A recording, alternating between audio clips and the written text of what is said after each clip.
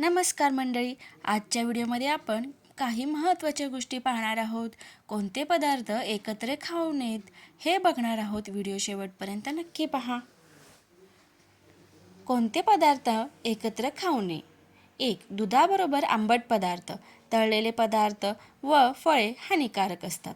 दुधाबरोबर दही, मीठ, चिंच, कलिंगड, दोडका, आंबट पदार्थ खाऊ नये. 2.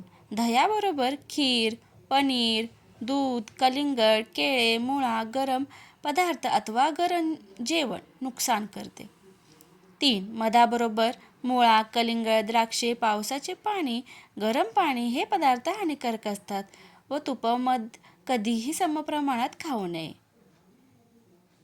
खिरीबरोबर खिचडी, आंबट पदार्थ, फणस, सातू व दारू वगैरे घेऊ नये. कलिंगडबरोबर लसूण, मुळा, मुळ्याचे पाने, दूध, दही हानिकारक असतात. टरबूजाबरोबर पुदिना आणि गार पाणी घेऊ नये. थंड पाण्याबरोबर शेंगा, तूप, तेल, कलिंगड, पेरू, जांभूळ, काकडी किंवा गरम जेवण करू नये. चहाबरोबर काकडी, खिरा खाऊ नये. मुळ्याबरोबर गूळ नुकसान करते.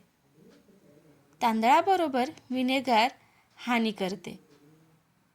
कंबर किंवा सांध्याच्या दुखण्यात केळी, पालक, टोमॅटो, तांदूळ, दही त्याचप्रमाणे आंबट पदार्थ खाऊ नये, ते रोग वाढतात. चैत्र महिन्यात गूळ, वैशाख महिन्यात तेल सेवन करू नये.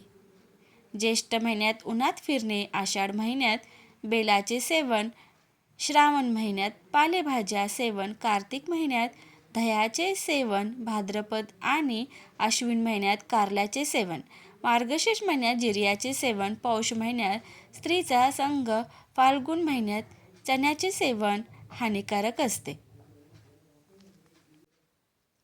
प्लास्टिकच्या भांड्यात द्रव पदार्थ ठेवणे, त्यात ते उकळवणे किंवा खाण्यापिण्याने विविध रोग उत्पन्न होतात. याचा उपयोग खाण्यापिण्याच्या कामासाठी करू नये.